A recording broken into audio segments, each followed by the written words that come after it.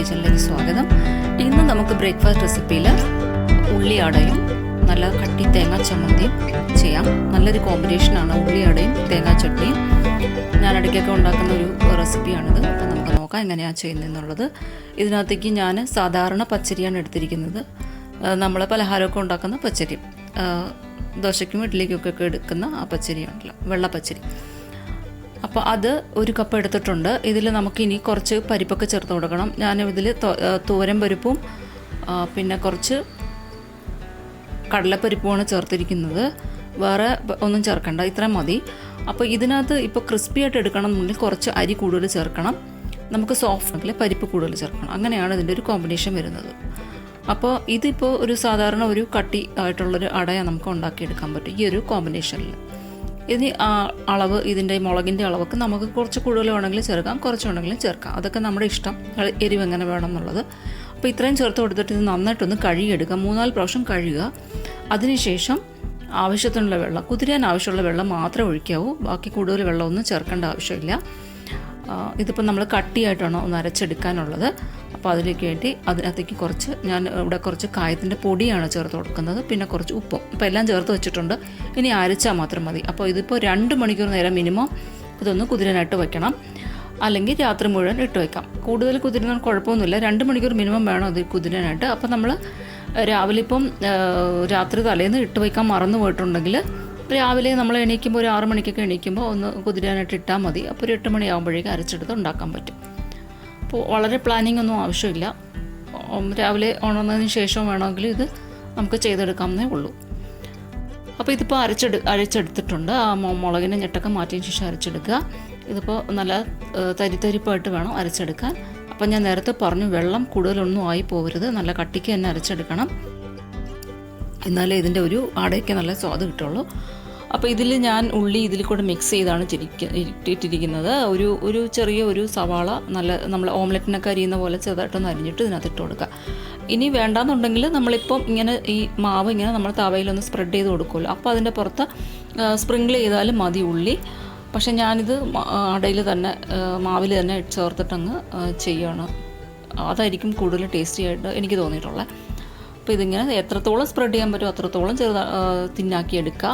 അതിനുശേഷം ഇതിനകത്ത് ഇങ്ങനെ ഹോൾസൊക്കെ ഇട്ടിട്ട് നമുക്ക് എണ്ണയോ അല്ലെങ്കിൽ നെയ്യോ ചേർത്ത് കൊടുക്കാം. ഇപ്പോൾ കുട്ടികൾക്കൊക്കെ കൊടുക്കുമ്പോൾ നെയ്യൊക്കെ ചേർത്ത് നല്ലതായിട്ടൊന്ന് മൊരിച്ചെടുത്ത് കൊടുക്കുക. നല്ല ടേസ്റ്റി ആയിരിക്കും, അവർക്കൊക്കെ ഇഷ്ടപ്പെടും.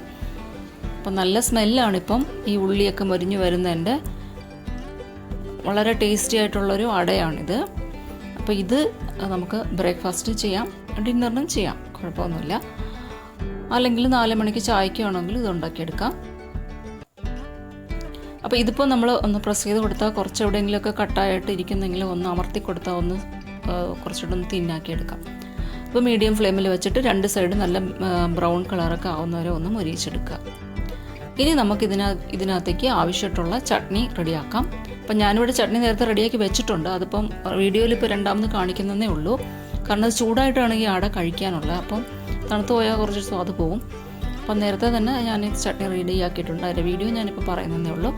ഇതിപ്പോൾ ഒരു കപ്പ്, ഒരു ചെറിയ ഒരു ടീ കപ്പിന് കൊള്ളുന്ന ഒരു തേങ്ങ ഞാൻ എടുത്തിട്ടുള്ളൂ. അതിലേക്ക് കുറച്ച് കാഷ്യൂ നട്ട്സും ഇഞ്ചിയും ഉള്ളിയും കറിവേപ്പിലയും പച്ചമുളകും ഉപ്പും ചേർത്ത് കൊടുക്കാം.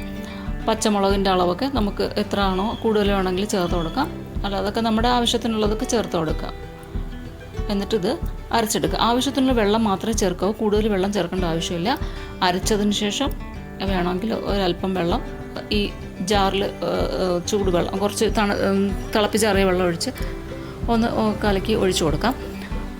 ശരിക്കും പറഞ്ഞാൽ അടയ്ക്ക് നല്ലത് ഈ കട്ടിയായിട്ടുള്ള ചട്നി തന്നെയാണ് അടയ്ക്ക് നല്ലത്. നമ്മൾ ഇഡ്ഡലിക്കൊക്കെ എടുക്കുന്ന പോലത്തെ ചട്നി വളരെ ടേസ്റ്റി ആയിട്ടുള്ളൊരു കോമ്പിനേഷനാണ് ഈ ഉള്ളി അടയും തേങ്ങാ ചട്നിയും.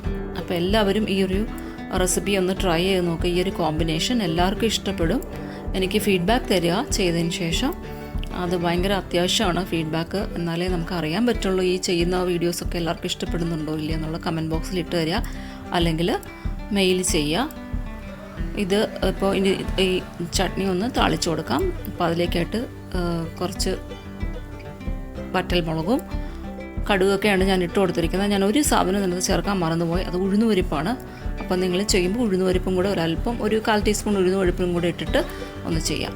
അപ്പോൾ കുറച്ചുകൂടെ ടേസ്റ്റി ആയിരിക്കും ചമ്മന്തി. ഞാനത് മറന്നുപോയി ഉഴുന്നുപരിപ്പ് ഇടാനായിട്ട്. അപ്പോൾ ഇത്രയേ ഉള്ളൂ. നല്ല ഒരു ബ്രേക്ക്ഫാസ്റ്റാണിത്. പെട്ടെന്ന് ചെയ്യാൻ പറ്റുന്ന ഒരു ബ്രേക്ക്ഫാസ്റ്റാണ്. വലിയ പ്ലാനിംഗ് ഒന്നും ആവശ്യമില്ല. ഞാൻ നേരത്തെ പറഞ്ഞു, രാവിലെ ഇട്ടാലും മതി കുതിരാനായിട്ട്.